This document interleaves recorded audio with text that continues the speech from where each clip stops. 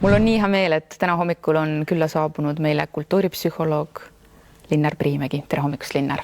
Tere hommikust, Anu, tänan kutsumast!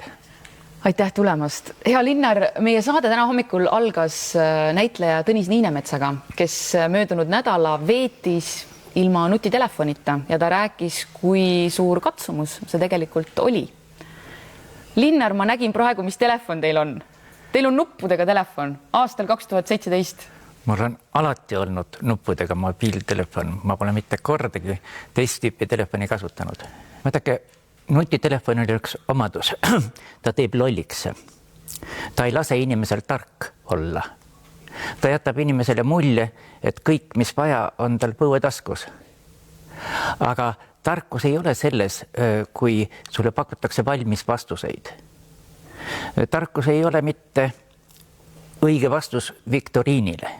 Et ma seda ei tea, vaatan kähku järele nutitelefonist. Tarkus on see, kui te oskate esitada küsimusi. Oskate formuleerida uusi küsimusi, mitte neid, mille vanad vastused on seal nutitelefonis. Ma olen öelnud, et umbes samamoodi on muusikaga. Vaadake, kui võtate klaveri, siis seal klahvides on kõik maailma muusika olemas. Aga mida te oskate sealt mängida? Mida te oskate küsida sealt sellest nutitelefonist? Ja inimesed nüristuvad sellega, et söövad sealt valmis poolfabrikaate, sest ükski ajakirjandusartikkel ei ole meil enam küps piisavalt, vaid kõik on poolfabrikaadid, mis paisatakse kiiruga, paisatakse ajakirjandusturule ja inimesed istuvad neid. Ma sõidan bussis, vaatan, ainult 3 inimest peale minu ei ole telefonis kinni. Aga Linnar, kui te satute võõrasse linna, no teil ei ole ju linnakaart peas, te tahate ruttu kuhugi muuseumisse jõuda, kuhu on tarvis minna kontserdile. Aga mina ei satu ilmaski võõrasse linna. Mina lihtsalt, kui ma tahan kuskile linna minna, siis ma lähen sinna ettevalmistatult.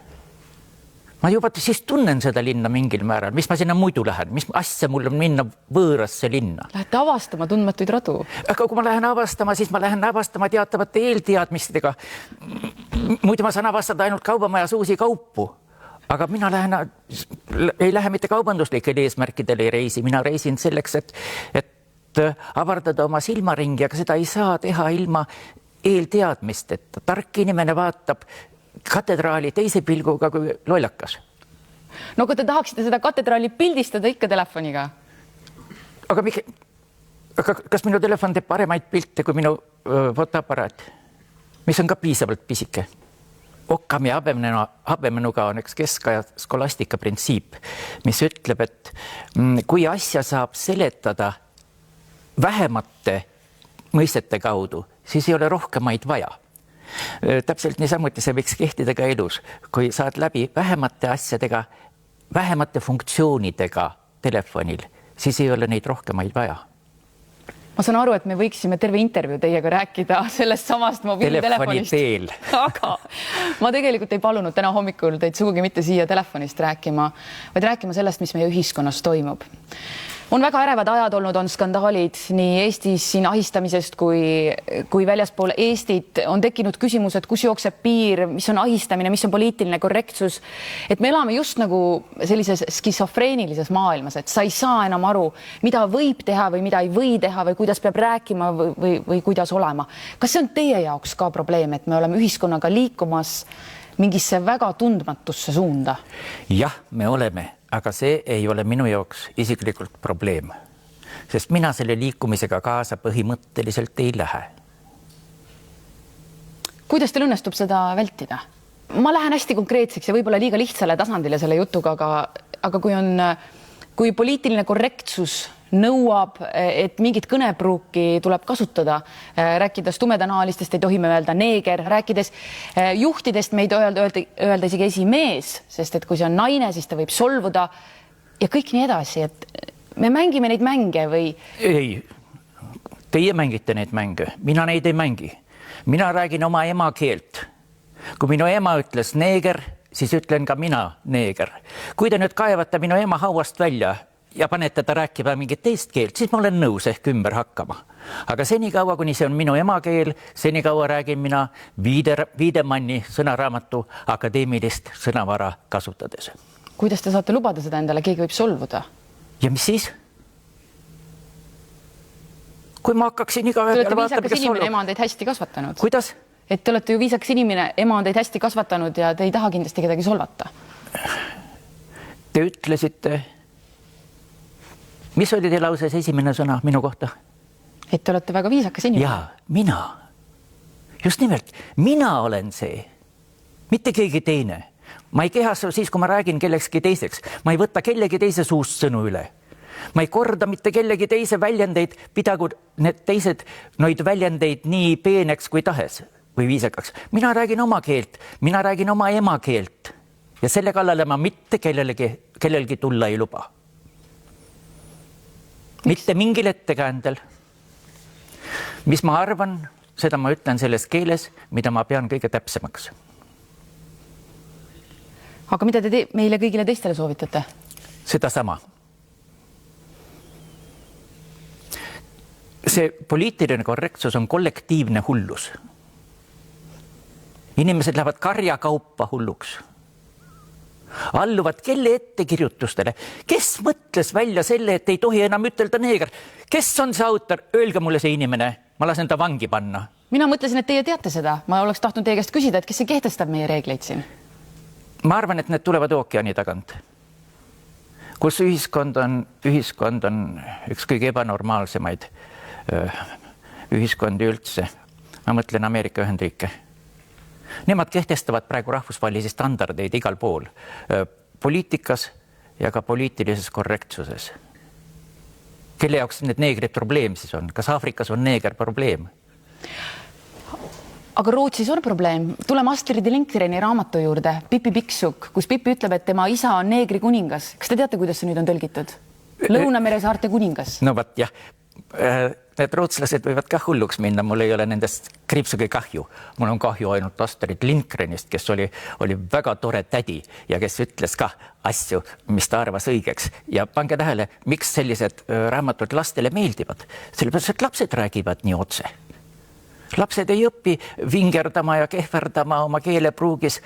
Nemad ütlevadki, et neeger on neeger ja ma mäletan ühte eestiaegset aabitsat. Mäletad, aabitsas iseküljel oli pildid iga tähe juurde ja seal oli neeger, oli joonistatud N-tähe juurde.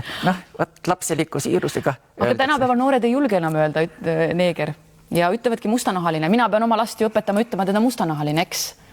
Ärge rikkuge oma last. Või kui te olete ema, siis räägib tema oma ema keelt, aga mina räägin oma ema keelt. Pange tähele, mis ema keelt oma lapsele õpetate siis. See on mingisugune Ameerika kalgatõlge. See polegi ju eesti sõna. Kuidas sellele piiri panna? Mis me siis teeme? Üldse on Eesti ühiskonna probleem ja võib-olla ainukene lahendus sellest probleemist on see, et tuleb kasvatada immuunsust. Et mitte iga sõna peale enam ei öelda uih ja aih ja iga puudutus enam ei ole ahistamine. Ühesõnaga, et me oleme immuunsed niisuguste asjade suhtes, kui keegi meie kõrval ütleb neeger, mitte ei helista kohe kaebusega ei tea kellele. Või pange tähele, mis meil valimisteel oli. Mitte kunagi ei ole Eesti rahvas nii palju peale kaevanud üksteisele kui nüüd. See on mingisugune uus, võib-olla Stalini ajal, võib-olla 40. aastal oli see nii, võib-olla 44. aastal oli see nii, aga praegu Eesti rahvas tegeleb üksteise ülesandmisega, peale kaebamisega, süüdistamisega. Nüüd on vaadake neid ahistamissüüdistusi tuleb nagu Vändrast saelaudu. Mis toimub siin tegelikult? See näitab kõik, et inimesed on esiteks minetanud immuunsuse ja teiseks on haaratud mingisugusest niisugusest hüsteeriast. Te teate, kust tuleb sõna hüsteeria? Hüsteras on emakas. See on suguhaigus on tegelikult, psüühiline suguhaigus on hüsteeria. Minu meelest on praegu see ahistamise kaebuste laine ei olegi mitte midagi muud kui üks hüsteeria, massiline hüsteeria. Mis need märgid meie ühiskonna elus veel on sellised teie jaoks, mis võiksid olemata olla või millele me ei peaks alluma ja? No esiteks ei peaks alluma infantiilsusele. Siin räägiti nüüd selle Taavi Rõiva ahistamissskandaalist. Aga tema on ju nii oma mõtlemiselt kui ka oma käitumiselt on tema ju alaealine. no ja alaealisele me anname ju andeks siis, kui ta seal kedagi tagumikust näpistab või basseini tõukab nalja pärast või no niimoodi. Ega see ei pruugi siis veel ahistamine olla. Mind on ainult imestama pannud see, kuidas riik anti alaealisele juhtida. Vaat seda me peaksime vältima, et me alaealistele ei anna tähtsaid asju otsustada. Sellepärast, et need alaealised ei oskagi oma peaga mõtelda, nemad võtavad omaks pimesi selle poliitilise korrektsuse ja kõik muu ja siis ehmatavad ära, kui keegi neid pragama tuleb sellepärast, et nad on kedagi patsutanud või kallistanud või musitada üritanud, kusjuures see vist ei tulnud tal isegi välja. Kas meil on praegu tõesti tekkimas selline asi, et füüsiline lähenemine teineteisele võib osutuda probleemiks, sest käitumisnormid on praegu sellised, et see ei ole sobilik? See on probleem, teate, meie probleem praegu on iive. Jah, meie probleem on praegu seksuaalsuse taandumine inimeste mõtlemisest ja selle tõrjumine, välja tõrjumine igasuguste ahistamissüüdistuste ja kõige muuga.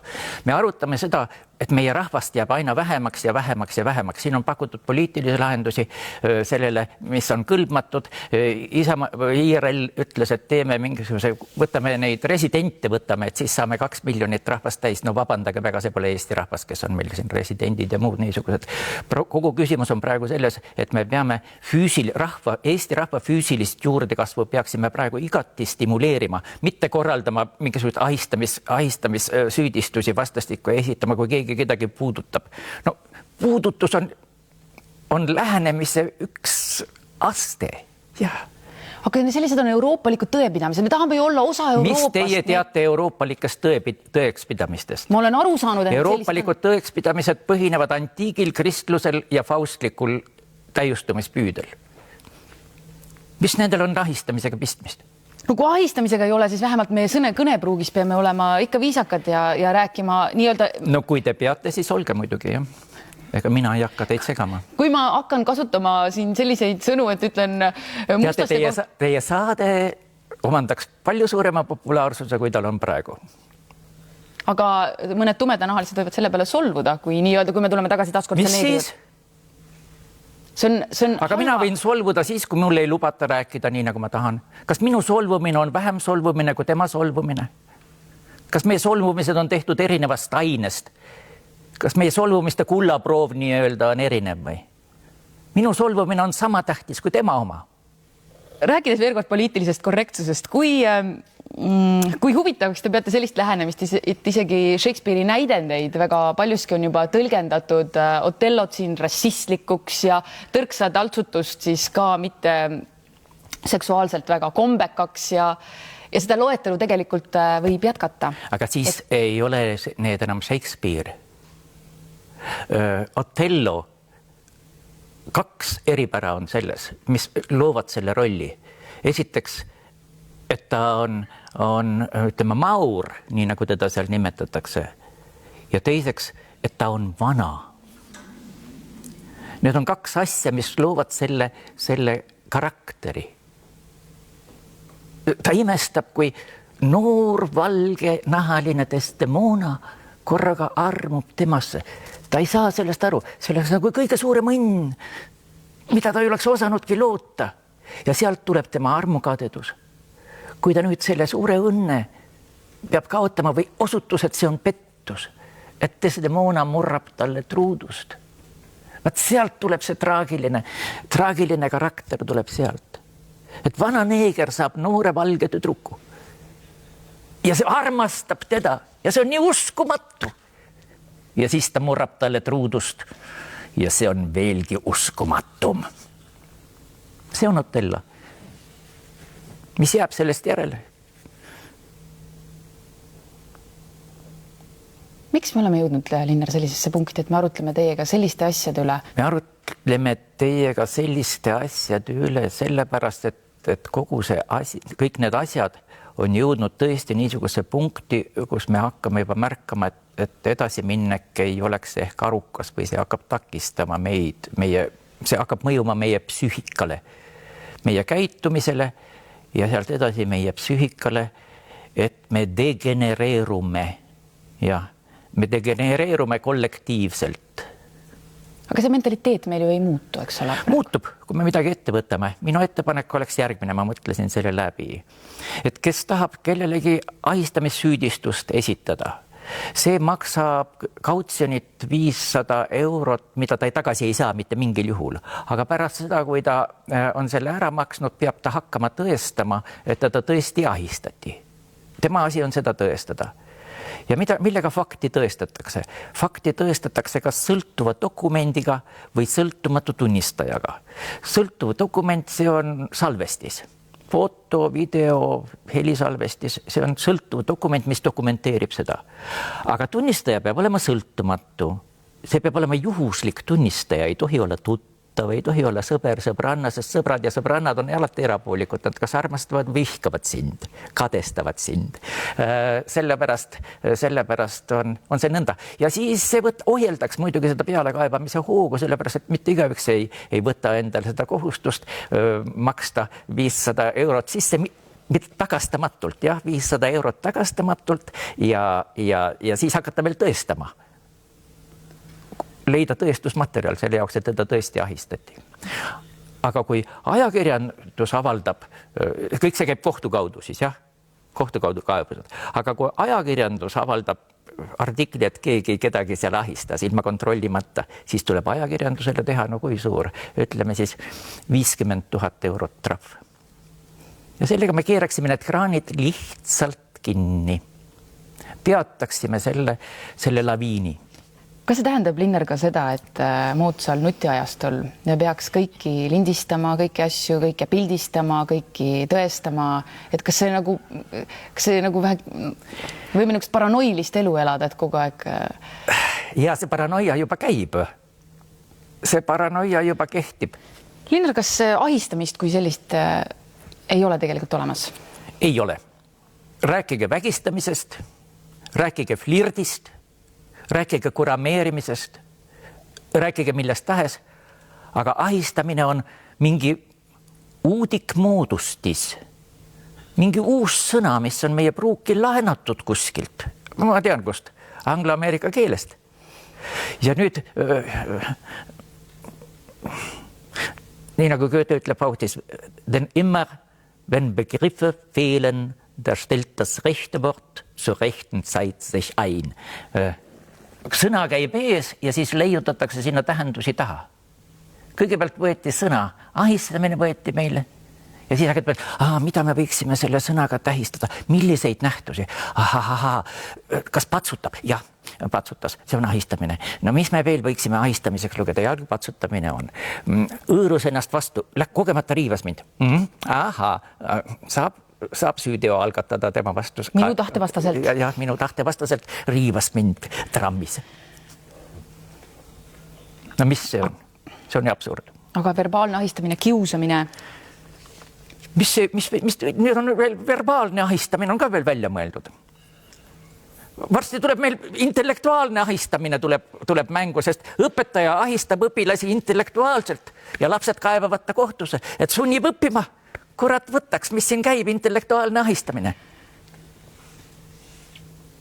Nii et te kutsute meid... Sõna ahistamine tuleb keelu alla panna. Kes kasutab sõna ahistamine kitsamas ringkonnas 1 euro, suuremas seltskonnas 10 eurot trahvi ja kes kirjutab, sellele veel 100 eurot. Ja. Te kutsute, Linnar, meid üles olema immuunsed. Pange tähele, see on kõige tähtsam sõnum, mis ma saan üldse teie kaudu edasi anda nendele televaatajatele, kes praegu juhtuvad jälgima.